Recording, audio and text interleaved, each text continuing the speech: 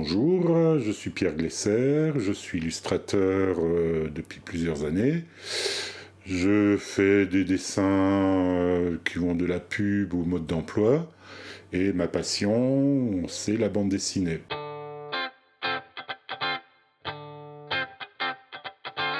Alors donc je viens de Strasbourg, j'ai fait l'école des arts décoratifs de Strasbourg sous la direction de Claude Lapointe, qui est un grand illustrateur qui nous a vraiment appris le métier,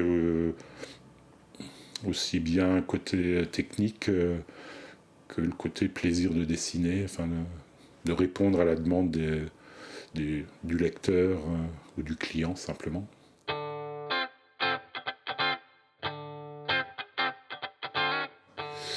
C'est une passion d'enfant. Hein. J'ai été élevé au Spirou et puis au Tintin. Comme je donne j'anime des ateliers de bande dessinée, les enfants m'ont fait découvrir le manga. Et donc c'est un gros mélange de tout ça, de toutes ces influences.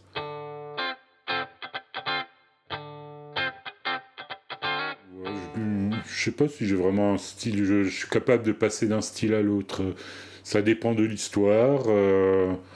Ça peut aller du roman graphique jusqu'à la BD traditionnelle avec des cases bien découpées, tout ça.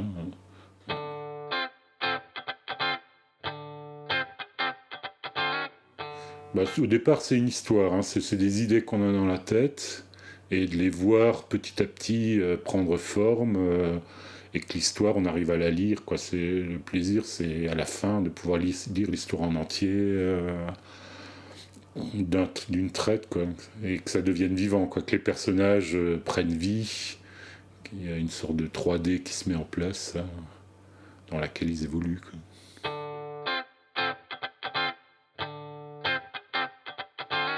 Je suis pas dijonnais d'origine, hein, je suis d'origine alsacienne, et donc je me suis beaucoup baladé dans Dijon, et il y a beaucoup de bâtiments qui donnent envie de les dessiner, par leur architecture, leur originalité, des cheminées partout, des trucs un peu tordus comme ça. Donc ça c'était un peu le point de départ. Quoi.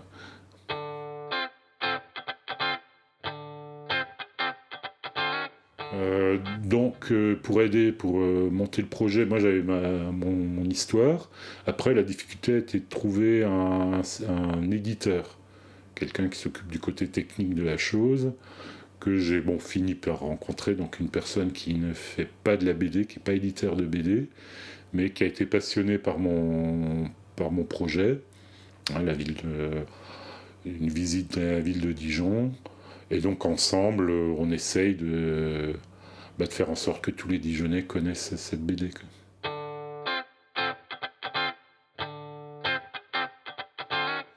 Non, c'est un gros clin d'œil à Paris Lumière. Enfin, j'avais envie de jouer avec le truc. Et puis c'est surtout le personnage qui est un artiste qui veut illuminer le monde, qui a des grands projets. J'aime bien Dijon, c'est le côté artistique qu'on rencontre dans les rues, les spectacles de rue, les troupes de théâtre que je connais. Hein. Donc c'est un des clins d'œil, il y a beaucoup de clins d'œil à tout ce monde-là.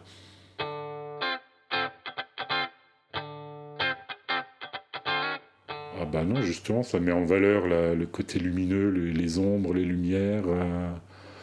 Après, le côté noir et blanc, c'est aussi un côté technique. La mettre en couleur, j'aurais passé encore plus de temps. C'est très compliqué de mettre en couleur une BD proprement. Donc le noir et blanc, ça m'a déjà bien pris assez de temps à le maîtriser.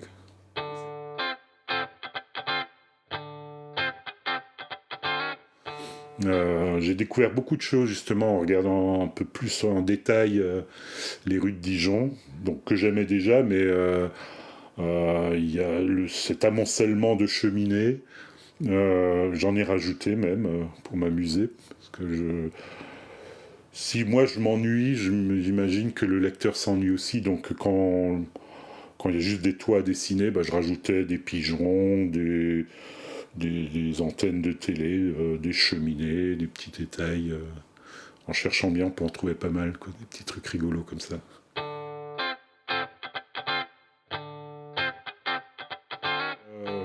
Donc le personnage des trois Guillaume peuvent effectivement vivre d'autres aventures. Hein.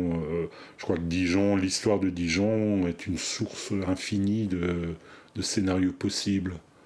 Il y a en plus, certains quartiers ont des noms qui donnent envie, qui sont des titres à eux tout seuls. Le Creux d'Enfer, c'est un titre de BD génial. Quoi.